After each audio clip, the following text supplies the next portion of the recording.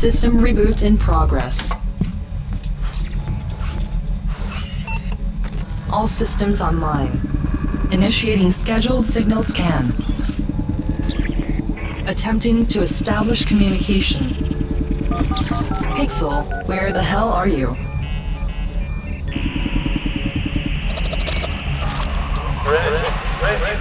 Yes? There's no time to explain. But where are Get me out of here. Let me in. Right now. Pixel? Whatever is going on, it doesn't look good. Initializing emergency transport protocol. Don't worry, Pixel. I've got this. Sending emergency transport beam in 3, 2, 1. Engage.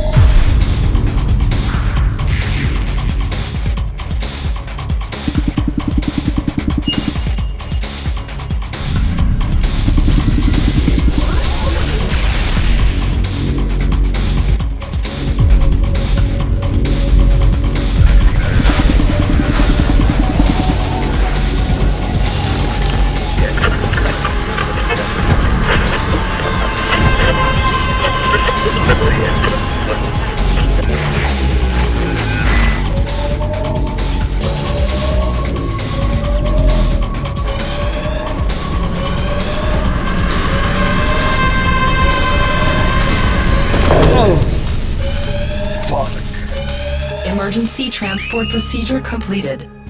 Boss, are you okay? Yeah, yeah, I'm fine. Just roll the intro. Pixel polish. Holy smokes. That was a rough ride. Thanks for getting me out of there, Serenity. I don't know how much longer I could last. I was worried sick, boss. You've been missing for so long that I started thinking I might never see you again. What the hell happened to you? Oof, I don't even know where to begin. I'm just glad that you've been able to finally pick up my distress signal. It was bad. I mean, really bad, Serenity. You've got no idea. Then tell me. Tell me everything. Alright, let me put it this way. 2020 was a real shit show for everyone outside of cyberspace. But if that wasn't enough, on top of everything else, my personal life also got turned inside out. Not even joking right now. What was it? What could have possibly been so bad? I would tell you, Serenity, but sometimes it's better not to know. Trust me on that. Okay, I'm just happy to see you back and in good condition. Thanks for understanding, Serenity. It was stuff of nightmares. But enough of moping around. Not that we're here, it's time to kick off 2021 with something special, and I think I've got just the thing. Wanna hear about it? You know that I do, boss. Pretty sure I am not the only one. Please, go on. Well, it was a trip through space and time to a place full of neon lights, palm trees, and synthesizers. And it all started with a little storm. We interrupt your programming with a message from the State Department. All bridges and some roads are closed because of a severe weather warning. Meteorologists are tracking Hurricane Hermione, which has devastated 5 Caribbean islands and is heading for Vice City. Vice City is 24 karat gold these days. We send someone down to do the dirty work for us and cut ourselves a nice quiet slice. Nice bite. Tommy, buenas noches. You are not in Liberty now. Here, we do things differently. We need to watch each other's back. My back's just fine, brother. Who is this thickhead? Tommy Vercetti. So how'd the deal go down? Look, Sonny, we were set up. The deal was an ambush. That was my money, Tommy! My money! I know one day I'm gonna save your ass, and you're probably gonna wanna kiss me. Listen to me. The time to take over this town is now. A clean thinker. I like that. We will find your money together. You lie? Yeah, I like.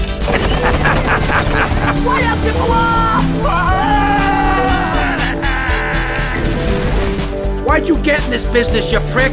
Huh? For the pussy. You just shut up and listen, and you might learn something. Tommy Vercetti just doesn't cut and run. Tommy, rip that guy a new asshole for me. I'm gonna rip him too! Say goodnight, Mr. Diaz.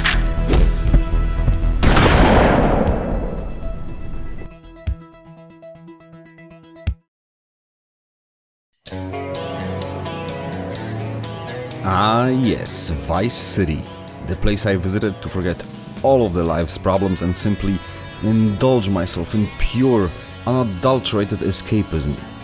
Coincidentally, also the last GTA game that really kept my attention over the years and still holds a special place in my heart. It was exactly what the doctor ordered to wash away the 2020 drama. While maybe not as advanced as the other GTA games that followed, Vice City was a huge leap forward for the series compared to anything that came before it. But Vice City also has that X factor, that unique vibe that to this day is hard to reproduce and has a lot of fans clamoring for more, myself included of course. Not only does it take us back to the 1980s fictional version of Miami, which became quite iconic in its time, but it does it in style. What was so iconic about that specific place? It's not just about the city itself. Undeniably, the main reason that Miami became a symbol of 1980s Americana was the crime TV show Miami Vice. It managed to capture the 80s vibe like no other, and it was widely popular almost all over the world. There's little wonder why Rockstar was so heavily inspired by it while making Vice City, the game that left the grey and murky streets of Liberty City behind in favor of sunny beaches, swaying palm trees and vibrant, neon-encrusted night cityscapes. The playable area in Vice City might not be much bigger than its predecessor GTA 3, but once you start playing it, it really feels dense. That's because the sheer amount of handcrafted content on display here was unprecedented in open world games at the time. And let me be clear, action games, not RPGs, as that's a whole different story. Coincidentally, I think that is also why Vice City ages so well in terms of gameplay. Even though I have finished the game's main campaign a long time ago, I still come back to it often to dive into the side content that I have yet to finish to complete the game. It's always fun to just boot it up, grab some wheels, turn on your favorite radio station and just drive around, explore and cause some havoc all over the city. That sounds wonderful, Pixel, but what about the main part of the game? Oh, right. Let's get into the juicy center of GTA Vice City, the story. Drawing inspiration from such classics as Scarface, Carlito's Way, aforementioned Miami Vice and many more, it captures the essence of 80s pop culture perfectly. The game begins with our anti-hero Tommy Vercetti coming out of prison after doing hard time for the mafia in Liberty City. For his trouble, Tommy gets some cash and is sent down south in order to start a new family business in, you guessed it, Vice City. All this sounds fine at first, but unfortunately Tommy's first big drug deal goes really bad really fast. This is when we take the wheel with no weapons, no money, no coke, and a very angry mafia boss breathing down Tommy's neck. Fortunately for us, there's still one business partner that survived the ambush who will get us back on the right track. Ken Rosenberg, a schmuck of a lawyer who might be paranoid and cowardly, but he knows all the right people in town. He seems to look a little familiar, does he not? Oh yeah, very good, Serenity. Ken's character was clearly inspired by Sean Penn's performance as Dave Kleinfield in the movie Carlito's Way. We will meet a lot of colorful characters that seem vaguely familiar along the way during this adventure, and that is no coincidence. This is in no small way thanks to the stellar cast that was hired to voice them. We're talking some serious Hollywood big hitters here. I mean, we've got Tommy Vercetti, who is being played by none other than Ray motherfucking Liotta, Burt Reynolds as a real estate mogul Avery Carrington, Danny Trejo as Cuban gang leader Humberto Robina, Dennis Hopper as porn director Steven Scott, and none other than Philip Michael Thomas of Miami Vice fame as Lance Vance. Pretty good, huh? Indeed, but is that all? It's great, but does not seem like that big of a deal. Oh, you want more? Alright, I hear ya. Check this out in no particular order. Tom Sizemore as Sonny, Luis Guzman as Diaz, Robert Davey as Cortez, Gary Busey as Phil, Blondie herself made a cameo too, and then we've got Lee Majors, Fairuza Falk, even a TV psychic Miss Cleo, and last but not least, Jenna Jameson? I mean, I'm not that familiar with her, but I've heard she's kinda famous for her, yeah. Anyway, how much more of a stellar cast can it get? And for an early 2000s video game, I would have you know that this was a pretty big deal at the time. There's more familiar names in there somewhere, but I don't want to spend all night just listing them. Point is, all these fine people take the game's character to the next level and make watching the cutscenes a real treat. The characters they portray and the story as a whole maybe isn't exactly Academy Awards material, but it's just funny, dramatic and engaging enough to make it memorable. Not to mention the unprecedented amounts of 80s cheese that Vice City is just overflowing with. Sure, today it seems like the 80s style is back in full swing, but remember, this game was released almost 20 years ago, way before the rise of synthwave, retrowave and big-time 80s nostalgia emanating from every medium in existence. It's actually kinda funny when you think about it. What we have here is a game from almost 2 decades ago paying homage to a decade that most people watching this broadcast don't even remember. Vice City gets into some serious nostalgia inception territory if you ask me. What's also interesting, Vice City made a whole lot of 90s kids nostalgic about the 80s despite the fact they were not even born yet. That in itself is an achievement. That is probably just because they are nostalgic about the game itself. You're probably right, but I would be lying if I didn't admit that GTA Vice City also influenced my own perception of the 1980s. This might come as a shock, I know, but around the time of the game's release I was more than a little fed up with everything that came from the decade it's depicting. In the late 90s and early 2000s, to me, 80s music seemed too cheesy, movies too corny, fashion too ridiculous, and so on and so forth. I guess you might say I was just rebelling against everything that reminded me of my childhood because it just seemed, well, childish. It was Vice City that made me look at that moment in time fondly again. There's just something about the way Vice City distills the decade into a highly entertaining but relaxing experience and effortlessly takes you back in time without you even noticing. It's almost like a time capsule. There's no denying that it's in no small part to the carefully compiled soundtrack of the game. All GTA games have their genre-oriented radio stations and Vice City is no different. But the sheer amount of classics that Rockstar was able to cram into this game is staggering. And it's not just about the quantity, oh no. They really made sure to hit you right in the feels with their selection of music. You've got tunes from Michael Jackson, Bryan Adams, Toro, Blondie, Run DMC, Grandmaster Flash, Iron Maiden, Slayer, Judas Priest and many more. Not to mention all the amazing radio hosts, talk shows and ridiculous fake commercials that will make you laugh your ass off on a regular basis. Are you tired of your couches getting ruined? Oh, Grandpa! I made tinkles again. If you've got old people cluttering up your home, why not send them to Musty Pines? We'll help bring back dignity, and we promise it will be the best 3 months of their lives. I often found myself launching the game for no other reason than to just hop in a car and drive around listening to whatever was on the radio. I mean, there's a good reason for Rockstar releasing 7 CD box set as well as GTA Vice City Greatest Hits album. That's 8 bloody compact discs. For a game soundtrack? That would be like 20 double-sided tapes or something. That's pretty rad.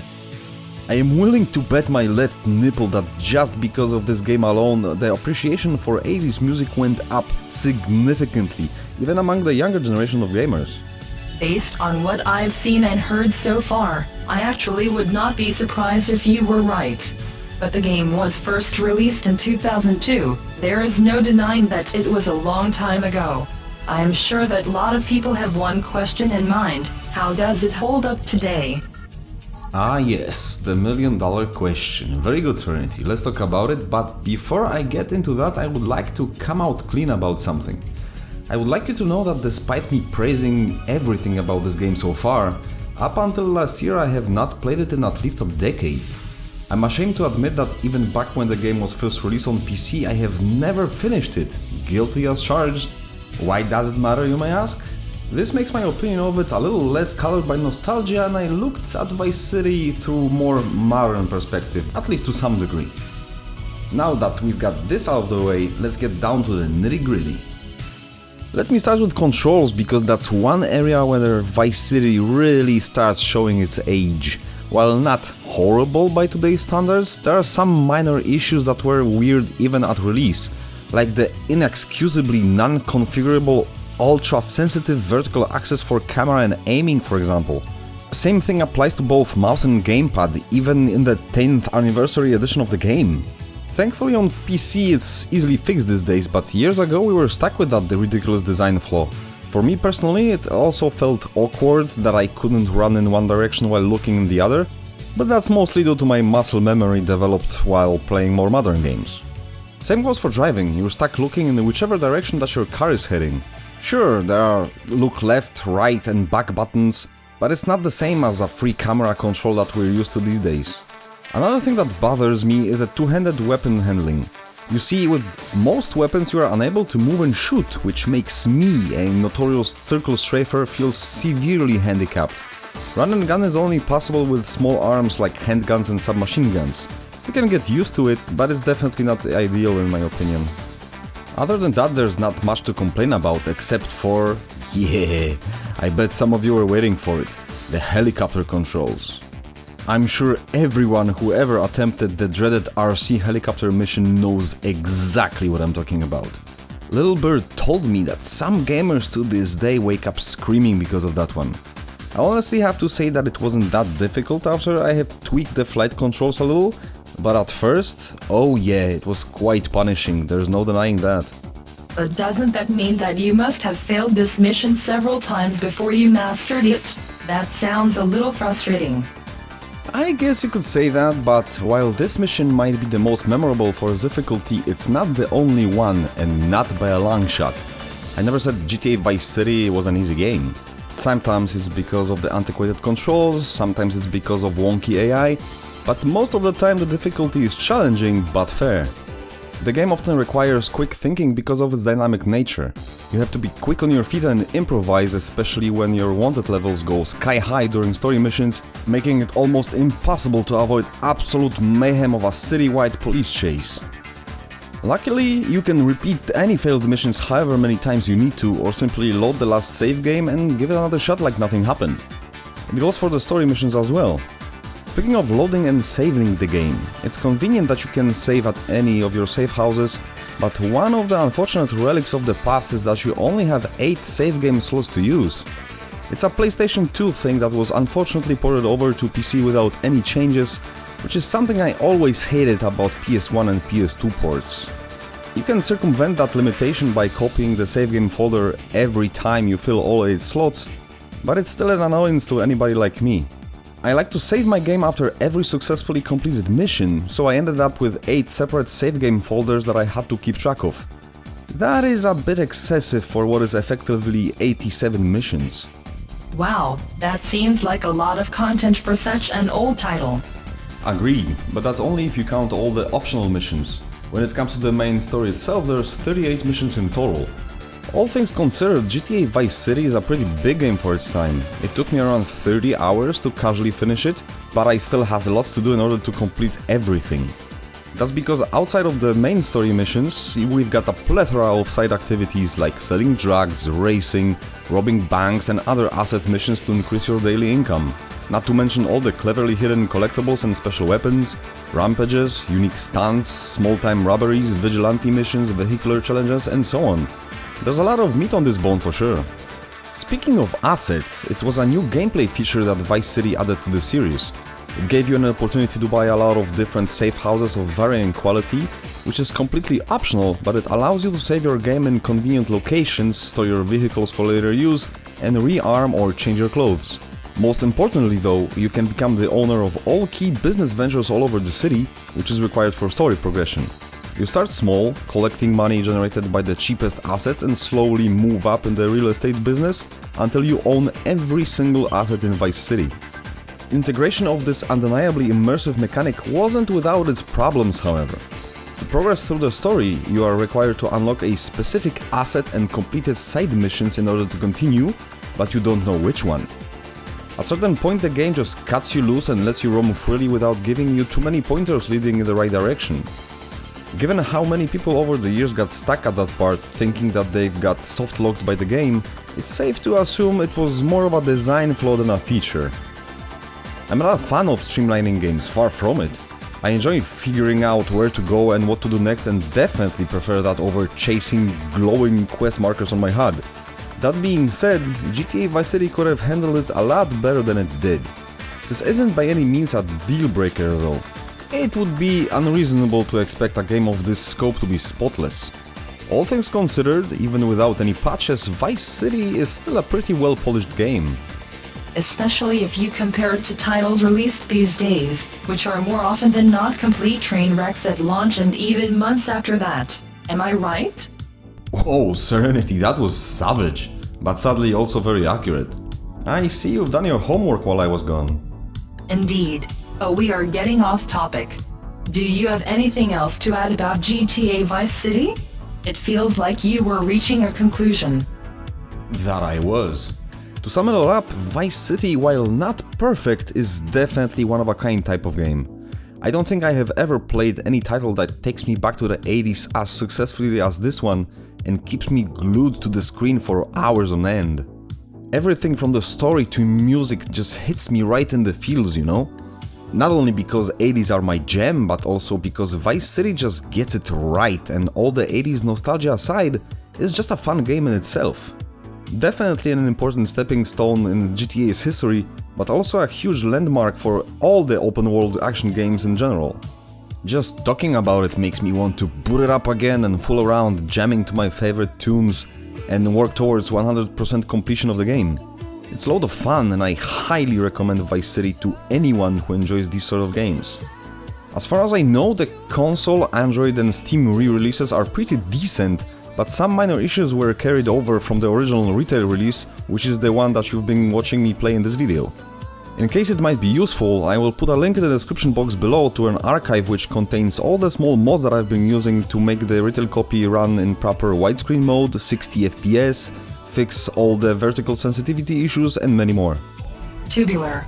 Well, looks like we have done it, boss. First broadcast since your unintentional hiatus.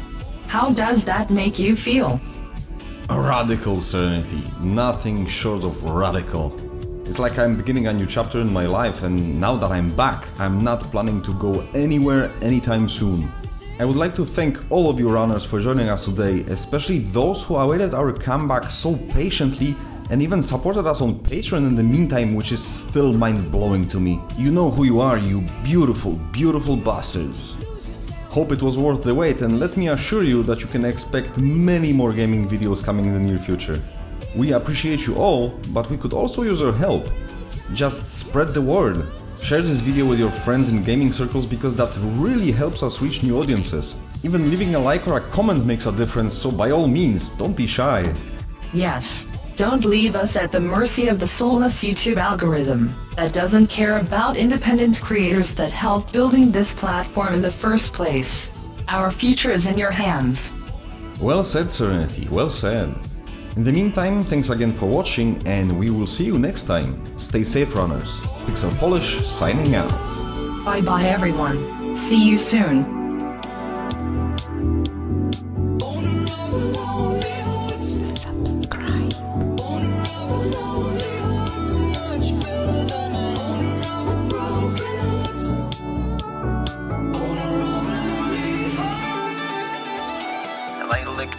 And I licked Vice City by licking it, I guess. I don't know.